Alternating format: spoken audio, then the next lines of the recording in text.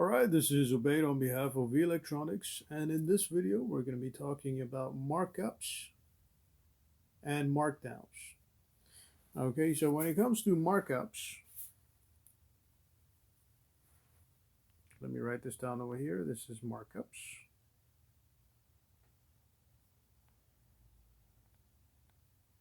Markups has to do with a bump in your price, in your retail price, through which you can make profit. Okay, so let's say you're a retailer and you bought your product for $50 and you bump the price up to $75. Okay, that's a $25 markup. So you're marking up your price, you're bumping up your price, you're raising your price, okay, to make profit when you sell the product. Okay, this has to do with markups. Okay, so this has to do with bumping up the price, bumping up the price,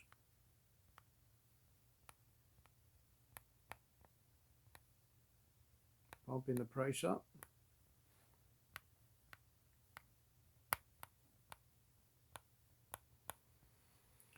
To make profit. To make profit when you sell the product.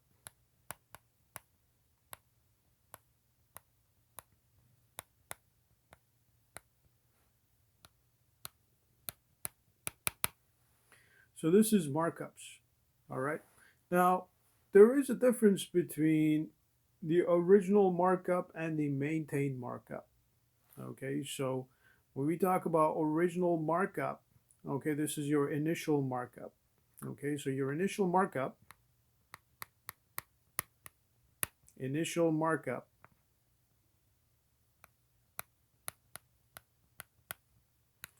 this will be your retail price at which you sell the product. So RP, okay, take away the cost of goods sold. So how much did you buy this product for? Okay, so let's say this is COGS.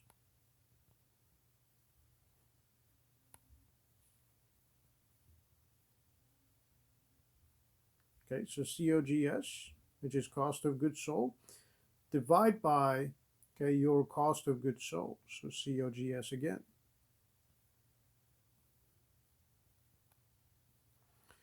All right, this is your initial markup.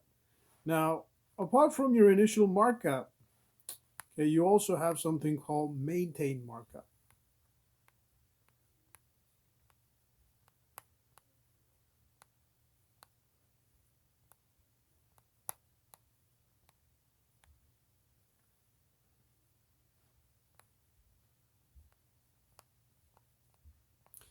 And maintained markup has to do with using the selling price at which you sell the product rather than the initial price that you set for the product. Okay, so if you're a retailer and let's say you sell the product for $100, but the initial price that you set was $125. Okay, notice the price has gone down, maybe because of a promotion, a discount, okay, maybe because of some other factors. Okay, either ways, the price has gone down by $25. Okay, the price is now $100, and this is the price that you sell the product for. So in this case, the retail price will become $100 rather than 125. So this will become your new retail price for this formula over here. So this will be your RP1, let's say. RP1 minus cost of goods sold, so COGS. This is how much you bought the product for, okay, or how much you made the product for. If you're a manufacturer, you may use raw materials to make the product, machinery, equipment, tools, whatnot. So this is your cost of goods sold. So this is how much you bought the raw materials for example. Okay, and everything else will be your operating expenses.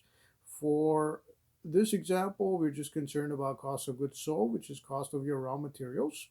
So RP, which is your retail price for which you sell the product, take away cost of goods sold, divide by cost of goods sold. And again, this has to do with the cost of raw materials. All right, so this is your maintained markup. All right, so this is the difference between your initial and maintained markup. Your initial markup is your original retail price. Your maintained markup is the retail price at which you sell the product. All right, now apart from markups, you also have markdowns. And when it comes to markdowns, like the name suggests, it has to do with bringing the price down. Okay, so markdowns. Now, markdowns may have to do with a discount, may have to do with something going out of trend. Okay, maybe the expiry date is close enough for you to set the prices down. Okay, so on and so forth. So this has to do with your markdowns. Okay, so markdowns has to do with the reduction in price, reduction in price. All right, and when it comes to selling a product for a lower price, okay, again, this may have to do with demand as well. Okay, if consumer demand goes down, obviously you may have to sell the product for a lower price to keep selling the product in the market, because otherwise if the demand goes down low enough, you may not be able to break even, you may not be able to sell the product at all, which means the product goes to either the recycling center, okay, or the junkyard, depending on what kind of product it is. All right, so this has to do with markdowns, so reduction in price. All right, and when it comes to reduction in price, okay, what's going to end up happening is, okay, let's say you have $100 worth of something. Let's say you have $100 worth of something. Okay, and let's say you bump the price down to 75 bucks. All right, because the price is $75, okay, you basically march your price down. Okay, now your retail price is $75 and your cost of goods sold, let's say initially was $50, which will stay the same. And again, this will become $50. So this has to do with your markdown. Okay, if your markdown is $25, let's say after several years, okay, the product is still on the shelf. You may have to bump the prices down because obviously the product has gone out of trend. As a result of which, let's say your markdown is $50 more than what it was before. So let's say this price now becomes 25. Okay, your cost of goods sold will stay the same, which is $50, and this will be $50. All right, and if you do the math, this is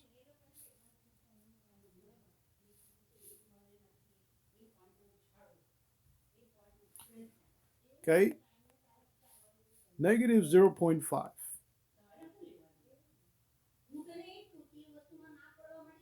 Okay, or negative 50%.